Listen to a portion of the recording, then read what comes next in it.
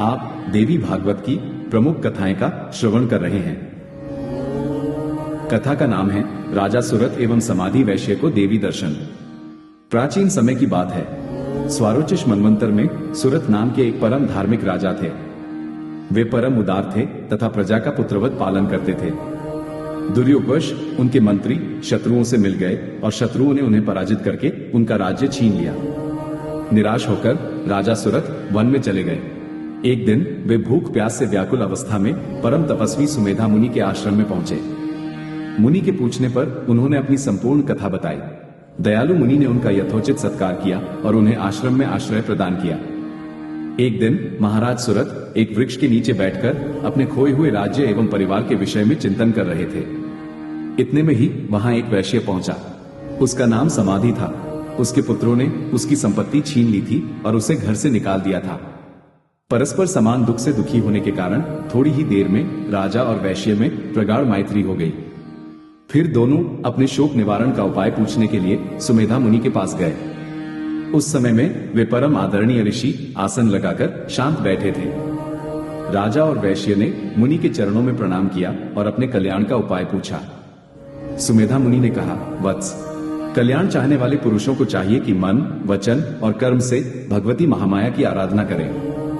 भगवती आदिशक्ति की आराधना से मनुष्य की समस्त कामनाएं पूर्ण हो जाती हैं। भगवती की कृपा से सुख, ज्ञान और मोक्ष सब कुछ सहज ही सुलभ हो जाता है। भगवती की प्रसन्नता के लिए नवरात्र व्रत, भगवती का पूजन, नवार्ण मंत्र का जप तथा हवन करना चाहिए। नवरात्र व्रत संपूर्ण व्रतों में श्रेष्ठ है। इस व्रत को करने से प्राणी समस्त सुखों के भागी हो जाते हैं। तुम दोनों को विधिपूर्वक भगवती महामाया की आराधना करनी चाहिए। भगवती की कृपा से तुम्हारी विघ्न बाधाएं दूर हो जाएंगी। भगवती की भक्ति ही संसार के समस्त रोगों की परम औषधि तथा संसार सागर से उद्धार का सर्वोत्तम मार्ग है। इस प्रकार सुमेधा मुनि से उपदेश प्राप्त करके राजा सुरथ और समाधि वैश्य एक श्रेष्ठ नदी के तट पर गए। वहां उन्होंने एक निर्जन स्थान पर बैठकर भगवती के मंत्र का जप और ध्यान करना प्रारंभ कर दिया। तपस्या करते हुए 1 वर्ष का समय पूरा हो गया। अब तक वे कुछ फलाहार करके जप और ध्यान करते थे। दूसरे वर्ष उन लोगों ने सूखे पत्ते खाकर तपस्या की। तीसरे वर्ष की तपस्या में उन्होंने सूखे पत्तों और जल का भी त्याग कर दिया।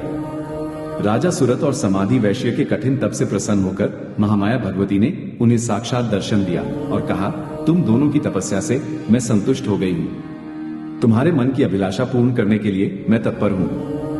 भक्तों, वर मांगो। देवी की बात सुनकर राजा सुरथ का सरवाट प्रसन्नता से खिल गया। उन्होंने भगवती से अपने शत्रुओं के विनाश के साथ निष्कंटक राज्य की याचना की। भगवती ने कहा, राजन, अब तुम घर लौट जाओ। तुम्हारे शत्रु तुम्हारा राज्य छोड़कर लौट जाएंगे। 10,000 वर्षों तक अखिल भूमंडल का राज्य करने के बाद अगले जन्म में तुम सूर्य के यहाँ जन्म लेकर मनु के पद को प्राप्त करोगे। सुरथ वैश्य ने भगवती से भव बंधन से मुक्त करने वाले विशुद्ध ज्ञान की मांग की। भगवती ने एवमस्तु कहकर वैश्य को भी तृप्त कर दिया। इस प्रकार राजा सुरथ भगवती के कृपा प्रसाद से समुद्र पर्यंत समस्त पृथ्वी का राज्य भोगने लगे और समाधि वैश्य ज्ञान प्राप्त करके मुक्तिपथ के पथिक बने।